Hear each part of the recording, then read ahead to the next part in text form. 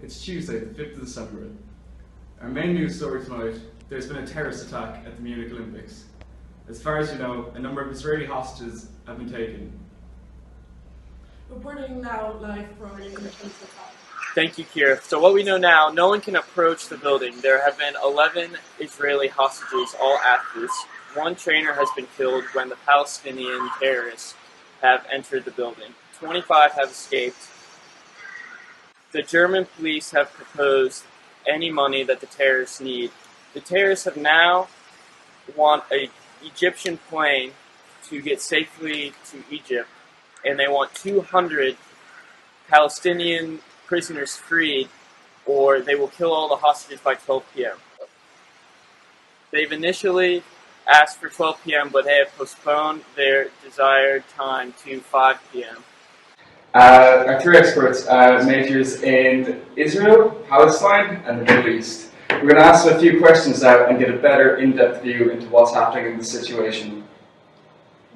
Could you tell us what the background to this situation is? So the group responsible for these attacks, Black September, are a Palestinian terrorist group founded in 1970. Their origins date back to the Black September conflict when King Hussein of Jordan declared military rule. Most of its members consist of dissidents within the Fatah, who came about after the conflict broke out over there. And what are the Palestinians' demands? Well, we know that the hostage takers want the release of 234 Palestinians and non-Arabs who are jailed in Israel, as well as the release of the founders of the German Red Army faction or communist group who we believe are supporting the hostage takers.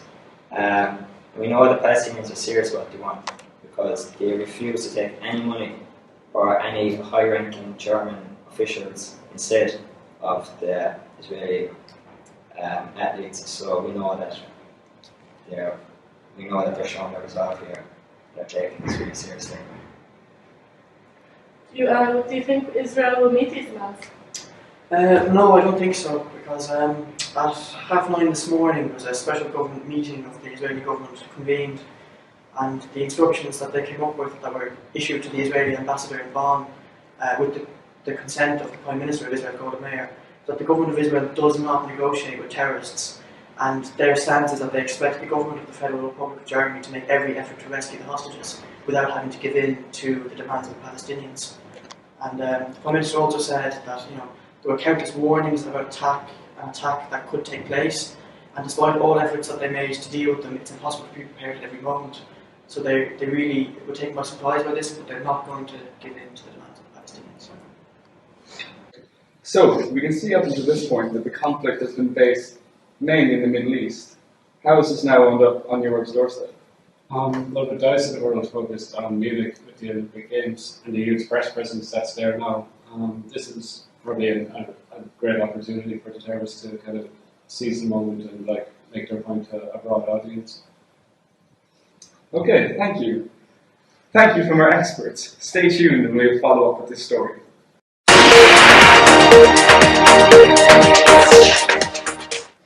Okay, breaking news just in. It's currently 2 a.m. Munich time. We're hearing reports that there's been gunfire in the area. Hostages have been killed. Jan is reporting live from Munich. Can you tell us what's happening? Hi, I'm Jan. I'm actually in duplex in Munich. We just learned the sad nouvelle that the hostage were killing in the military aerodrome close to Munich. They were dead, killed by grenades. All the hostages are dead now and slaughtered.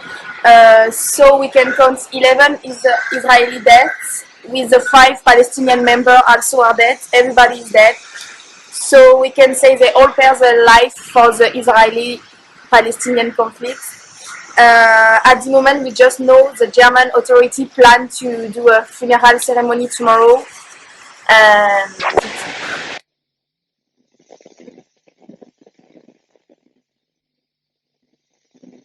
there is a very tense atmosphere at the Olympic Village, as you can see by these images we are feeding you. The normally vibrant and energetic commune here is eerily silent as this troubling situation continues to develop. Security measures have been stepped up, and access to the area is subject to strict scrutiny as one would expect. Coupled with this, heavily armed police are present and have begun to exert some level of control following the confusion and initial hysteria upon the realization of what has transpired here. As you can see by this reenactment, the terrorists made their way into the Olympic Village by vaulting over the fence, under the pretense that they were athletes simply trying to gain access to their residential area. There is some confusion as to how to deal with this situation, and the authorities have been rendered somewhat redundant due to the nature of this unique and unprecedented occurrence. Efforts got underway in order to erect a makeshift barricade to cordon off the area and isolate the scene of this incident.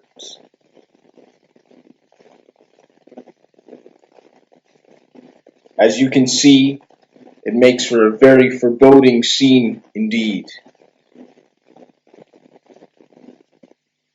Elsewhere, Israeli nationalists, incensed by the actions of the Palestinian terror group, have converged upon the Palestinian embassy in protest.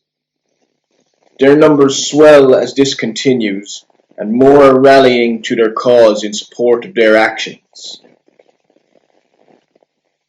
One thing is clear in all of this chaos, and that is great uncertainty still surrounds how these grim events will play out.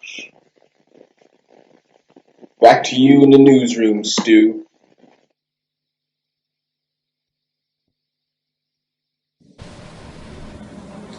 Thank you, Gene. Shocking scenes there from the Munich Olympics. We're joined now back in the studio with our fantastic panelists who are going to give us more insight into this shocking terrorist attack. So, could you tell me what do you think will happen now? Well, it's hard to say, I suppose. I mean, there'll inevitably be a lot of discussion about whether Israel should have taken more precautionary measures in the first place to try and prevent such an attack from happening. But I suppose, from the Israeli perspective, what we can definitely say is they won't just sit back and allow this to happen. We can expect, I'd say, reprisals definitely, and them to strike back. And I'd imagine that Mossad will be heavily involved in this. So. We could probably see a lot of innocent civilians killed as these types of retaliation attacks that happened before, and they will continue to happen. So many innocent people could die. I think we're seeing the ramifications for this attack for many years to come. And we've never seen anything like this before. Do you think this is the beginning of a new form of terrorism?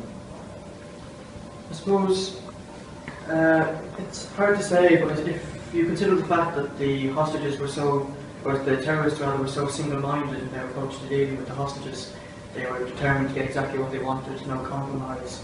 You could say that this is a worrying sign if it does lead to a new trend in terrorism. They're very committed to their cause, and it's not something we want to see anymore, certainly.